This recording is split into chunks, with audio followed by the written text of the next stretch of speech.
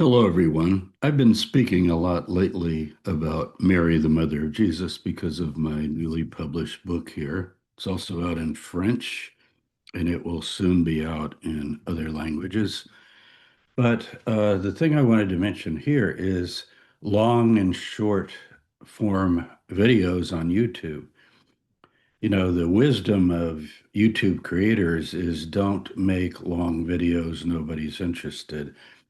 And probably 80% of my videos are 30 minutes or longer. Some are way over an hour.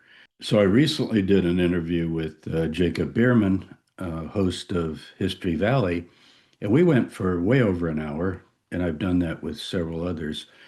But I did break it up a little bit for YouTube. And this segment that's coming up is the short one. I think it's 13 minutes. And I like it because it is to the point. And I know a lot of my YouTube followers do like long videos because they're really students of this material and they like to dig in.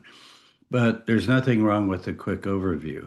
So Jacob asked me at the end of our long interview, how about summing it all up? What are your main points about Mary? How has she been lost? What has she lost? And so forth. So this is it. I hope you enjoy it. Take care, everyone. I'll see you later. Um, in my final question, if you had to summarize it, what would be the list of things that you would note in your reconstruction of the historical Mary? What are those things that we can know about her, point by point? Okay, I'd start with Jewish. You say, well, Jewish, of course. Well, remember when Geza Vermes published Jesus the Jew, and everybody's like, what? A book called Jesus the Jew? And I still get comments on YouTube. He wasn't Jewish. And, an anti Semitic, the Jews today aren't the Jews, and, all this stuff. So, Jewish, yes.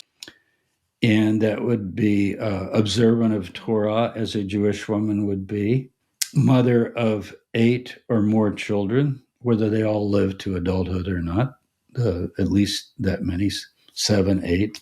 If it's 5 boys and 3 girls, that would be the 8. And I would say an extraordinary woman who lives in these amazing times. And there I have to contextualize her. What was it like for her growing up? I have 2 chapters on that. We have a tradition in archaeology that puts her as born in Sepphoris. So all of a sudden, she's an urban kid, born in the largest urban city of the Galilee, second largest city. I think Jerusalem's probably larger than Sepphoris. It's being destroyed in 4 BC. It was destroyed because Judas, son of Hezekiah, that's not Judas the Galilean, he's later in 6 CE. This is 4 BC. Right after the death of Herod, you have 3 revolts. I call it the year of the 3 messiahs. 3 different revolts break out. And the one in the north is Judas, son of Hezekiah. Hezekiah is the brigand that Herod the Great had defeated. Now his son is trying to do what his dad did because Herod's dead. And the Romans send down 3 legions and they wipe him out and they burn Sepphoris.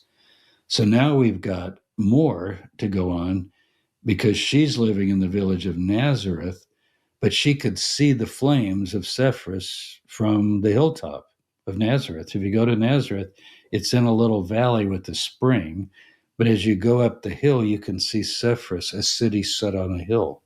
And at night, it could not be hidden. And I think that's what Jesus is probably referring to. It's in the Beit Netofa Valley. So I would add that she's urban. I think Jesus is literate. I think I don't go for this Mediterranean peasant thing as much as I like Dome. And Bart always argues, these people are illiterate and they wouldn't know much, but they could pick up oral things. I don't think that's true within Jewish culture as much.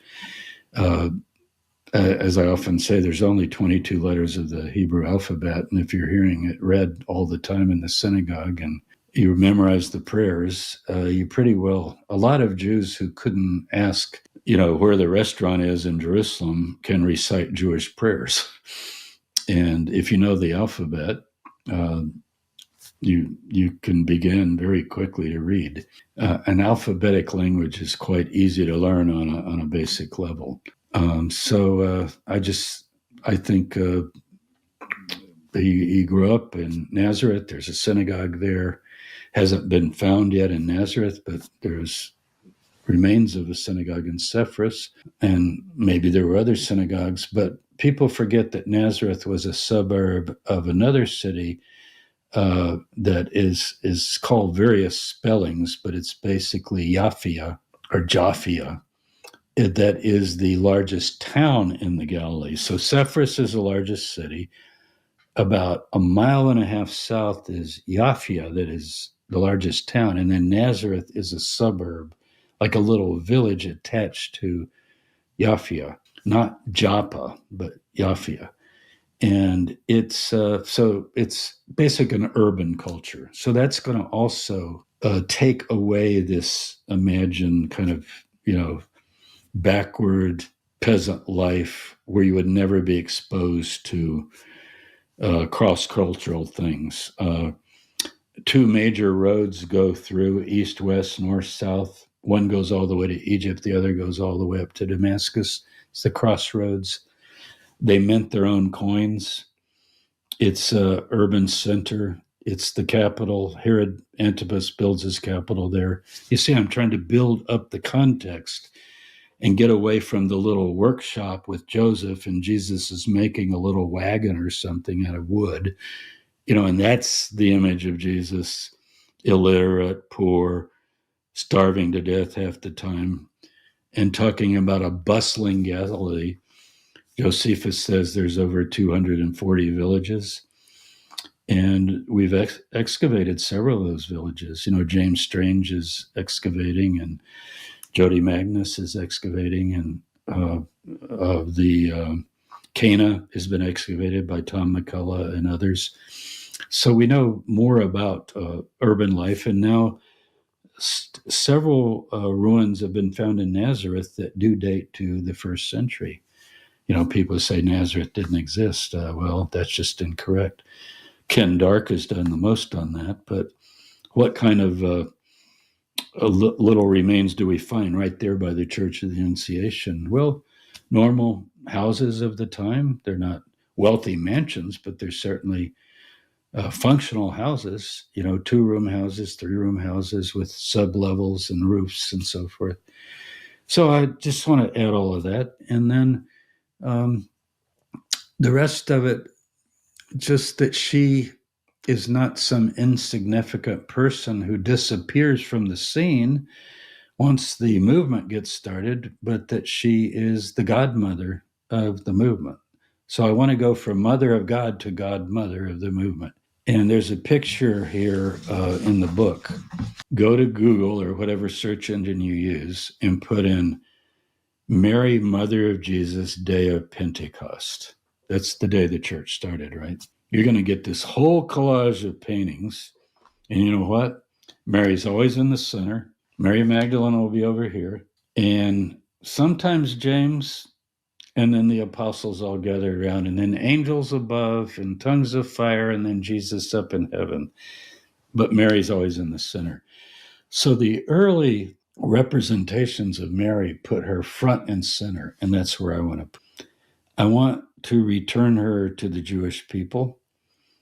Will they take her back? Probably it'll be hard because Jesus, the historical Jesus, could fit well into Judaism. I think the historical Mary could fit well into Judaism. And I'm not talking about Judaism today and its manifold reputation, but I'm talking about ancient Judaism. Like, we're able to talk about the religion of different people, who they followed, what they did, and so forth. And I want Mary to be known as the Jewish mother of Jesus. But I didn't call the book that. So let's see.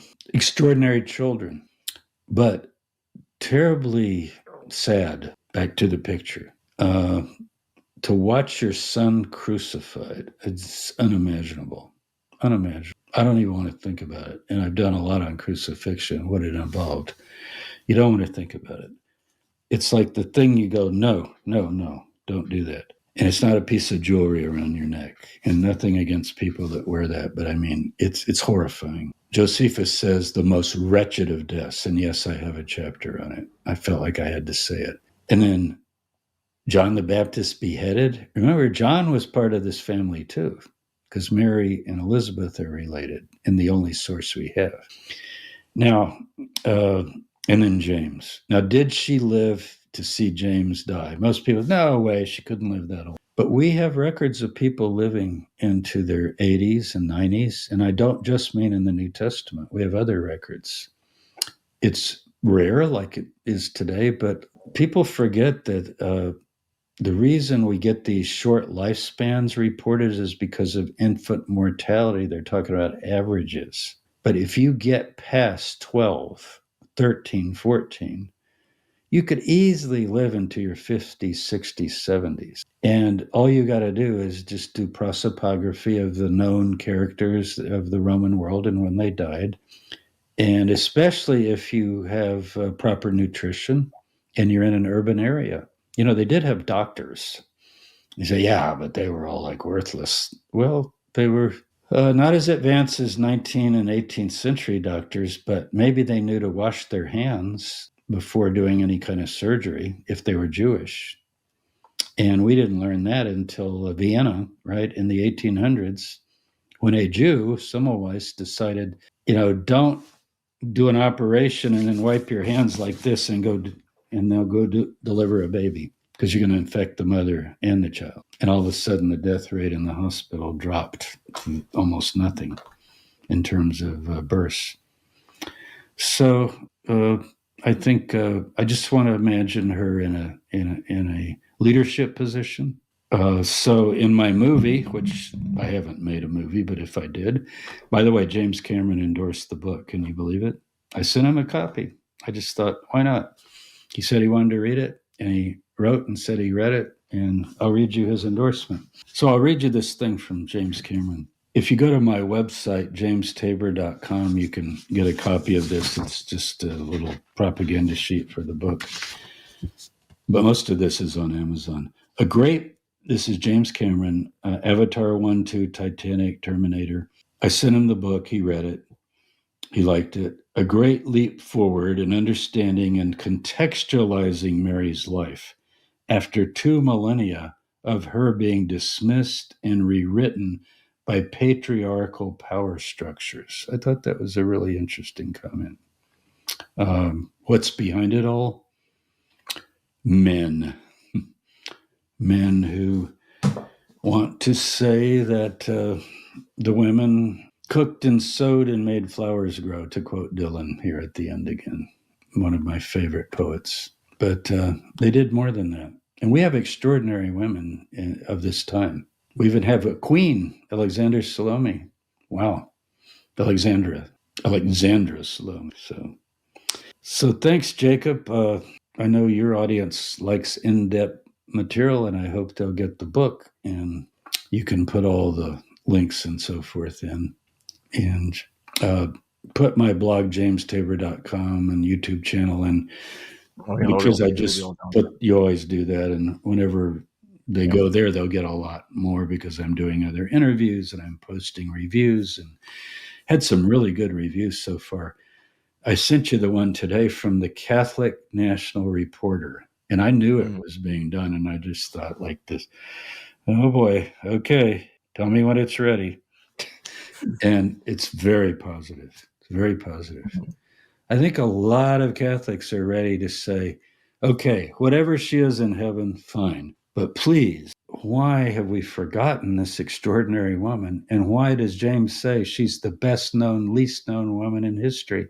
I don't know of anyone else you could say that about. I mean, if she's the best known, for sure, I think she might be the least known of the best known. So thanks, Jacob.